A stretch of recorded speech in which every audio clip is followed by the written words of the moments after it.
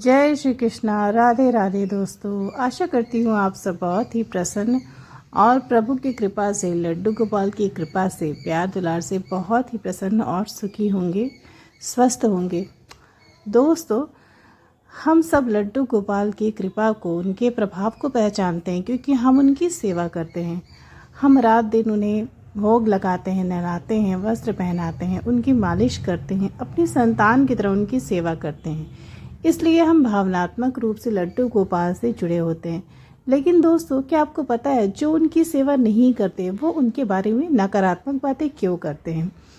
ऐसे लोग जो लड्डू गोपाल को अपने घर में विराजमान नहीं किया करते या फिर उनकी सेवा नहीं करते, वो अक्सर कहते हैं कि लड्डू गोपाल की सेवा में बहुत सा आडंबर होता है।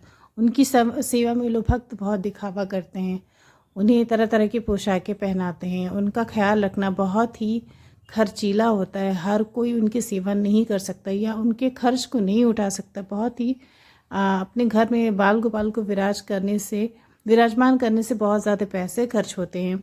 और वो तो सिर्फ एक मूर्ति है, ना वो कोई उनको रखने से कोई फ़ायदा होता है, ना ही कोई मनोकामना पूरी होती है। ऐसा कुछ भी नहीं होता, बस वो घर की शोभा बढ़ाते हैं। मैंने दोस्तों बहुत सारे ऐसे लोगों के, सांसारिक लोगों के मुंह से ये बात सुनी है।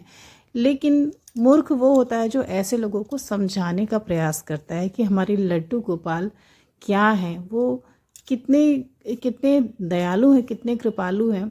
उन लोगों को ये समझाने वाला जो व्यक्ति होता है ना, वो स्वयं मूर्ख होता है।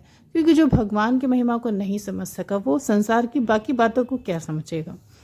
तो दोस्तों, आज जो सच्ची कहानी मैं आपको सुनाने जा रही हूँ, ये सुनने के बाद कोई नास्तिक भी होगा ना, तो उसे ज़रूर समझ में आ जाएगा कि हमारे बाल गोपाल अपने भक्त से कितना प्रेम करते हैं, कितना प्रेम करते हैं। इतना करते हैं कि दोस्तों, हम स्वयं अपने आप से नहीं कर सकते, अपने बच्चों से नहीं कर सकते। दोस्तों, आज जो सच्ची घटना आप सबको मैं सुनाने जा रही हूँ ना, वो सुनने के बाद ज़रूर आपका मन बहुत ज़्यादा भावुक हो जाएगा बाल गोपाल के लिए। आपकी आंखों में आंसू आ जाएंगे और आपकी आस्था और आपकी निष्ठा लड्डू गोपाल के लिए बहुत ज़्यादा बढ़ जाएगी। दोस्तों, एक छोटे से गांव में एक महिला रहा करती थी जिनका नाम था दमयंती। दमयंती जी एक बहुत ही संपन्न परिवार की महिला थी, उस परिवार की बहू थी। वो, उनके पास इतना धन था, इतनी संपदा थी, उन्हें किसी भी चीज़ की कोई उनका किसी भी चीज़ का कोई अभाव नहीं था, कोई भी कमी नहीं थी। और अगर संसार की बातें हम सुने तो उन्हें कोई आवश्यकता नहीं थी भगवान से कुछ भी मांगने की, क्योंकि स्वयं वो बहुत भाग्यशाली थी और भगवान ने, प्रभु ने उन्हें सब कुछ दिया था। जो भी किसी इंसान को अपने संसार को बिताने के लिए, सांसारिक जीवन को जीने के लिए जो सुख साधन चाहिए होते, वो सब कुछ उनके पास भरा हुआ था। लेकिन फिर भी वो मन की इतनी शांत और अहंकारी महिला थी। उनके मन में ज़रा सा भी घमंड नहीं था, बहुत दयालु थी और गरीब लोगों की हमेशा सहायता करती थी। उनके मन में भक्ति देवी का वास था। वो लड्डू गोपाल की बहुत सेवा करती थी, अपनी संतान से भी ज़्यादा बढ़कर वो बाल गोपाल की सेवा करती थी। दोस्तों, उनके घर के पास ही छोटा सा एक लड्डू गोपाल का मंदिर हुआ करता था। उसी मंदिर में वो रोज़ जाती थी और उनकी निष्ठा इतनी ज़्यादा थी बाल गोपाल में कि वो उन्हीं के हाथों के बने वस्त्र पहनते थे। अगर कोई और भक्त उन्हें वस्त्र पहनाता था या मंदिर के पुजारी जी वस्त्र पहनाते थे तो लड्डू गोपाल हठ करने लगते थे और वो वस्त्र फाड़ देते थे, या तो वो वस्त्र बाल गोपाल के शरीर पर चढ़ता ही नहीं था, फट जाता था या छोटा हो जाता था, उनकी नाप छोटी हो जाती थी, ऐसा हो जाता था। और मंदिर के पुजारी जी परेशान हो जाते थे। कभी कभी ऐसी स्थिति आती थी कि वो किसी दिन समय ना मिल पाने की वजह से वस्त्र तैयार नहीं कर पाती थी, तो वो बाल गोपाल उस दिन वही पुरानी पोशाक पहन के रह जाते थे, लेकिन नई पोशाक को धारण ही नहीं करते थे। दोस्तों, ये बात मंदिर के पुजारी जी जो थे वो बहुत अच्छी तरह से समझते थे, क्योंकि वो भी बाल गोपाल की बहुत सेवा करते थे, पुरोहित थे, उन्हें शास्त्रों का ज्ञान था, उन्हें भगवान के होने का आभास था। लड्डू गोपाल के बहुत निकट रहते थे वो, और वो बहुत अच्छे से समझते थे कि बाल गोपाल दमयंती से बहुत ज़्यादा प्रेम करते हैं, उन्हीं के हाथों की पोशाक को धारण करना चाहते हैं। और इसीलिए वो हमेशा दमयंती जी को याद दिलाते थे कि पोशाक जल्दी ही लेकर आ जाइएगा। लेकिन समय की मार कोई नहीं जानता दोस्तों, कि कब किसके जीवन में उसका समय कैसे पलट जाए, उसका सुख दुख में कैसे बदल जाए। सबके जीवन में उतार चढ़ाव आते रहते हैं। ऐसे ही दमयंती जी के भी जीवन में एक बहुत बड़ा उतार चढ़ाव आया, एक बहुत बड़ा तूफान आया। उनके पति की ईंट की भट्ठियाँ हुआ करती थीं, बहुत सारी भट्टियाँ थी जिसमें ईंटें बना करती थीं और वो उसी व्यापार से बहुत सारा धन कमाया करते थे। लेकिन एक बार की बात है, जब बारिश के मौसम में बहुत ज़्यादा बारिश हुई और उनकी जो भी भट्ठे थे ईंट के, वो सारे भीग गए, सब में जल घुस गया, पानी घुस गया और जो भी उनके पास ऑर्डर आए थे जितने भी सारे, वो किसी को भी ऑर्डर पूरा करके नहीं दे पाए और उनका बहुत सारा लाखों रुपया उनका ईंट की भट्टी डूबने की वजह से बर्बाद। दोस्तों, उनके पति का उस घटना में, उस बारिश में इतना नुकसान हुआ कि वो कर्जदार हो गए, क्योंकि उन्हें लोगों द्वारा मिले ऑर्डर को पूरा करने के लिए स्वयं अपने पास से धन लगाना पड़ा, जिसमें उनका सारा धन डूब गया और उन्होंने बहुत सारे लोगों से कर्जा लिया था, बड़ा कर्जा लिया था जिसे वो चुका नहीं पाए। उन्हें उसे भरने के लिए और भी ज़्यादा कर्जा लेना पड़ा। नौबत ये आ गई कि उन्हें अपनी ज़मीन संपत्ति, दमयंती जी के जेवर सब कुछ गिरवी रखने पड़े और कुछ बेचने भी पड़े। ये सब कुछ बेचने के बाद भी उनका कर्जा नहीं चुका। स्थिति इतनी ख़राब हो गई दोस्तों कि वो खाने के लिए मोहताज हो गए। वो अपनी डेली जो रोज़मर्रा की ज़रूरतें थी उसके लिए वो कर्जदार हो गए। वो अपना जीवन यापन नहीं कर पा रहे थे, उनकी स्थिति बहुत बुरी हो गई। लेकिन दमयंती जी क्या इस दौरान लड्डू गोपाल की सेवा छोड़ देती? नहीं। दमयंती जी जितने भी जेवर अपने शरीर पर पहनती थी, उन सारे जेवरों को उन्होंने बाल गोपाल के पोशाक के लिए बेच दिया। एक एक जेवर करके वो बेचती गई और अपने लड्डू गोपाल के लिए डेली नए पोशाक, सिल्क के नए नए आभूषण बना बना कर ले जाकर धारण कराती रहीं। लेकिन दोस्तों, रखा हुआ धन कब तक चलेगा? एक दिन आया जब दमयंती जी के सारे जेवर, सारे आभूषण समाप्त हो गए, सब कुछ बिक गया। उनके पास कोई छोटा सा भी आभूषण नहीं था जिसे बेचकर वो अपने बाल गोपाल की कोई सेवा कर पाए। इसलिए वो अब बाल गोपाल के लिए पोशाक बनाना बंद कर दी, क्योंकि उनके पास धन ही नहीं था। बहुत दिन हो गए उन्हें लड्डू गोपाल के मंदिर गए हुए। वो बहुत दुखी थी, क्योंकि ऐसा समय उनके जीवन में कभी नहीं आया था जब उन्होंने बाल गोपाल को भोग नहीं लगाया, उनकी सेवा नहीं की, उनका चरणामृत न ग्रहण किया हो। बहुत दुखी थी, बहुत निराश थी, क्योंकि एक तो व्यापार के ख़त्म होने का, नुकसान होने का दुख, बच्चों की पढ़ाई लिखाई सब कुछ रुक गई, वो कर्जदार हो गए। दूसरा, वो अपने बाल गोपाल को बहुत दिनों से नहीं देख रही थी।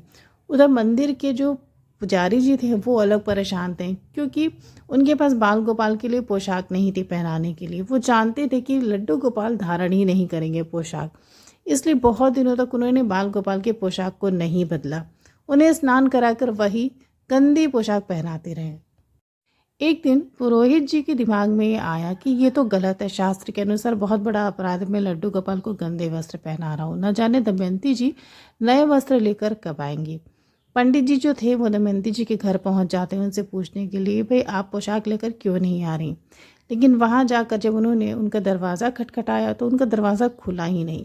वो इतनी ज़्यादा लज्जित और दुखी थी कि दुख के मारे दमयंती जी ने, ये जानते हुए कि दरवाजे पर पुरोहित जी हैं, दरवाजे को खोला ही नहीं। वो चुपचाप अंदर बैठ ही नहीं। उन्हें पता था कि वो पोशाक के ही लिए आए हैं। उन्होंने दरवाज़ा नहीं खोला और पुरोहित जी वापस मंदिर चले गए।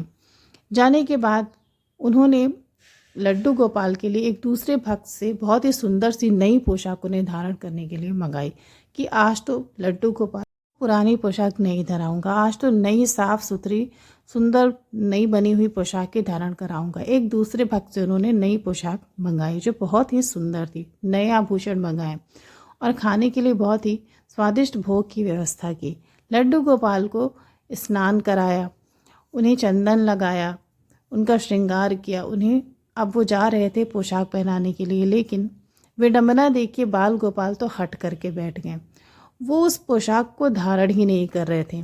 जब पोशाक आई तो उसका जो नाप था वो बिल्कुल सही था दोस्तों, लेकिन जब पुरोहित जी उन्हें लड्डू गोपाल जी को पहनाने लगे तो वो इनके शरीर पर चढ़ ही नहीं रही थी। मान लो ऐसा हुआ कि लड्डू गोपाल का वज़न बढ़ गया या फिर उनका जो नाप था वो बड़े हो गए, ऐसा लगने लगा। जैसे किसी बच्चे को छोटे वस्त्र पहनाओ, वो अटता नहीं है, वैसा कुछ होने लगा। उन्हें वो पोशाक आ ही नहीं रही थी, चढ़ ही नहीं रही थी उनके शरीर पर। उन्होंने दूसरी पोशाक मंगवाई। मंगवाने के पहले, पहनाने के पहले वो बड़ी थी, लेकिन जब पहनाने लगे तो वो भी छोटी हो गई, बिल्कुल फट गई पोशाक पहनाते पहनाते। इस तरह से जो है लड्डू गोपाल को कई पोशाक उन्होंने धारण कराने की कोशिश की, लेकिन दोस्तों उनके ऊपर, उनके शरीर पर कोई भी पोशाक, कोई भी वस्त्र अटा ही नहीं, कोई भी आभूषण टूट गए, वस्त्र फट गए, लेकिन लड्डू गोपाल उसे नहीं पहन पाए। पुरोहित जी जो थे बिल्कुल परेशान हो गए, लज्जित हो गए कि अब मैं क्या करूं, मैं कैसे नग्न अवस्था में लड्डू गोपाल को कैसे रखूं। उन्हें तो बात समझ में आ गई थी कि लड्डू गोपाल आखिर पोशाक नहीं पहन रहे तो क्यों नहीं पहन रहे। उन्हें पता था कि वो दमयंती जी की ही पोशाक की प्रतीक्षा कर रहे हैं। जब उनके हाथों से बनी पोशाक आएगी तभी लड्डू गोपाल पोशाक धारण करेंगे। दमयंती जी तो अपने घर का दरवाज़ा ही नहीं खोल रही थी, ना तो वो पुरोहित जी से बात कर रही थी कि वो वस्त्र बनाई हैं या फिर नहीं बनाई हैं। पुरोहित जी बहुत निराश थे। उन्होंने फिर से वही गंदे वस्त्र जो निकाले थे लड्डू गोपाल के शरीर से, वही वस्त्र फिर से पहनाने की कोशिश की और किसी तरह पहनाकर उन्हें एक चादर उड़ाकर और विराजमान कर दिया। रात हो गई, ठंड बढ़ गई दोस्तों। रात भर लड्डू गोपाल ठिठुरते रहे और ये घटना पुरोहित जी बताते हैं कि मैंने अपनी आंखों से देखा कि लड्डू गोपाल के दांत कटकटा रहे थे ठंड से, जैसे कोई छोटा बच्चा कांपता है, ठिठुरता है, उसके दांत आपस में लड़ते हैं, आवाज़ आती, वैसी कड़कड़ाहट मैंने लड्डू गोपाल के मुंह से सुनी। उनका पूरा जो रोआ था शरीर का, वो उन्हें दिख रहा था कि उनके शरीर पे छोटे छोटे रोम छिद्र हैं और उनके रोए खड़े हैं ठंड के मारे। पुरोहित जी इस अवस्था में लड्डू गोपाल को देखकर बहुत ज़्यादा दुखी हो गए, परेशान हो गए और उन्होंने अपने गमछे में उन्हें लपेट कर गोद में रात पर लेकर बैठा कर रखा। अगले दिन वो तुरंत दमयंती जी के घर गए और दरवाज़ा तब तक खुलवाते रहे जब तक खुल नहीं गया। बहुत देर के बाद दमयंती जी ने दरवाज़ा खोला और पुरोहित जी ने उन्हें सब कुछ बताया कि लड्डू गोपाल का वस्त्र आप क्यों नहीं ला रही। आपको पता है कि वो अभी तक निर्वस्त्र नंगे पड़े हुए हैं, उनके शरीर पर वस्त्र ही नहीं है। उन्होंने हट करके बैठा हुआ है कि वो आपके ही वस्त्र को धारण करेंगे। जल्दी से किसी भी तरह से बाल गोपाल के लिए वस्त्र बना के दे, वरना मुझे बहुत अपराध लगेगा क्योंकि मैं बहुत दिनों से उन्हें गंदे वस्त्र पहना रहा हूँ, गंदे आभूषण पहना रहा हूँ और पाप लगेगा मुझे। कृपा करके मुझसे ऐसे कर्म मत करवाएं और आप पर प्रभु की बहुत कृपा है, आप किसी तरह से उनके वस्त्र तैयार करके मुझे दे दीजिए। पुरोहित जी को उनकी स्थिति का पता नहीं था। उन्होंने, दमयंती जी ने पुरोहित जी को सब कुछ बताया कि पुरोहित जी, मेरे पास इस समय एक फूटी कौड़ी भी नहीं है कि मैं उनके लिए वस्त्र बना सकूं, बहुत बुरी स्थिति है। पुरोहित जी उनके आगे हाथ जोड़ते हुए बोले, देवी किसी भी तरह से आप व्यवस्था करें, वरना हम दोनों को अपराध लगेगा। दमयंती जी के पास एक बहुत पुराना मार्किन का कपड़ा पड़ा हुआ था, जो कि काफ़ी समय से पड़ा था। मार्किन का कपड़ा दोस्तों आप सब जानते हैं, बहुत ही मुलायम सा, हल्का सा होता है। इतना हल्का होता है कि अगर हम उसे ठंड में पहन ले तो हमारा काम नहीं चलेगा, हमारी ठंड नहीं जाएगी, गर्मी में भी वो नहीं के बराबर होगा। बहुत ही हल्का सा कपड़ा होता है और बहुत ही सस्ता होता है, 10-20 रुपए में वो कपड़ा मिल जाता है। दमयंती जी के पास मार्किन का बहुत पुराना सा एक थान बचा हुआ था। उन्होंने निकाला उसे, उनके आंखों से टप टप आंसू चू रहे थे। निःशब्द थी, वो कुछ भी नहीं बोल पा रही थी। मन ही मन सोच रही थी कि प्रभु इतनी सेवा की, लेकिन फिर भी आज ऐसी स्थिति क्यों आ गई कि आपको ही पहनाने के लिए मेरे पास कुछ नहीं है। मैं इतनी निराश हो गई, लेकिन फिर भी जो भी है मैं उसे ही बनाकर आपको भेज दे रही हूँ। दमयंती जी ने जल्दी से आधे घंटे के अंदर बाल गोपाल के लिए उसी मार्किन के पतले से कपड़े से पोशाक बनाई, जो बिल्कुल आर पार दिख रही थी, जिसमें कुछ भी दम नहीं था, वो ठंड क्या रोकता। लेकिन फिर भी उन्होंने अपने हाथों से जल्दी से उसकी पोशाक बनाई और पुरोहित जी को दिया कि आप इसे लेकर जाइए, और मैं अभी नहीं आ सकती बाल गोपाल की सेवा के लिए, मैं बहुत निराश हूँ, मेरे पास कोई मुँह नहीं कि मैं प्रभु के कैसे दर्शन करूँ। पुरोहित जी ने उनसे बहुत निवेदन किया कि देवी आप चलें, भगवान को तो सबकी स्थिति के बारे में सब कुछ पता है, फिर भगवान से क्या छुपाना, क्या पर्दा। उनकी बात दमयंती जी को सही लगी और वो पुरोहित जी के साथ लड्डू गोपाल के पास अपनी पोशाक को लेकर गई। दोस्तों, जैसे ही दमयंती जी ने अपने लड्डू गोपाल को मार्किन से बनी हुई वो पोशाक धराई, यकीन मानिए, भरोसा करिए, लड्डू गोपाल का ठिठुरना बंद हो गया। ऐसा लगा मानो वो आनंद से भर गए, वो प्रसन्न हो गए, उनके चेहरे पर एक चमक आ गई, मुस्कुराहट आ गई। और ये देखकर दमयंती जी और पुरोहित जी बहुत ज़्यादा प्रसन्न हुए, बहुत संतुष्ट हुए।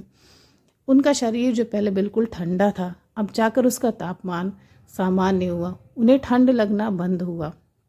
दोस्तों, बाल गोपाल दमयंती जी के हाथों से बनी पोशाक को पहनने के लिए जैसे तड़प रहे थे। अपने सबसे प्रिय भक्त के हाथों से बने वस्त्र को धारण करने के लिए वो बहुत ज़्यादा व्याकुल थे। अपने भक्त से मिलने के लिए, उसकी सेवा को लेने के लिए वो बहुत ज़्यादा व्याकुल थे। दमयंती जी भी अपने लड्डू गोपाल के दर्शन ऐसे कर कर बहुत संतुष्ट हुए। उनकी आंखों से प्रेम के आनंद के इतने आंसू गिरे कि दोस्तों वो अपने सारे दुखों को भूल गई। उन्होंने अपने लड्डू गोपाल के सामने बोला कि प्रभु तू मुझे जितने भी दुख देगा मैं सब भूल जाऊंगी तेरे आनंद के आगे, तेरे प्रेम के आगे।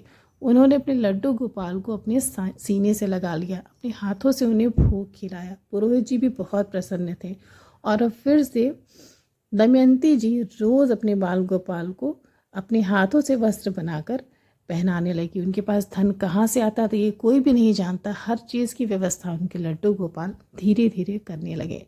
तो दोस्तों, दमयंती जी की ये जो सच्ची कहानी मैंने आपको सुनाई है ना, इससे ये ज़रूर समझ में आता है कि भगवान सिर्फ भाव के भूखे हैं। और जो लोग कहते हैं ना कि लड्डू गोपाल के लिए दिखावा होता है, वो दिखावा पसंद करते हैं।